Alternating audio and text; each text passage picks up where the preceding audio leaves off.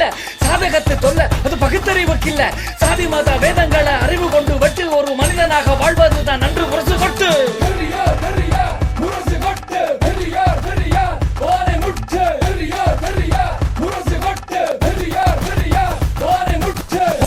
மரியாதை நீ கொடுக்க மறவாத பிள்ளை வரும் எந்திரமா பொம்பளைய பார்க்காத சொப்பு பலன் பெண்ணை வெண்மை எண்ணுவதே மடமா மலிமை என்று பார்த்தா அந்த எருமைக்கு நீ அடிமை. ஆன்ம வரி அடக்கும் வரி அத்தனையும் விட்டு அறி, உன்னை அறி பெண்ணை அறி, இதையும் நீ பகுத்தறி.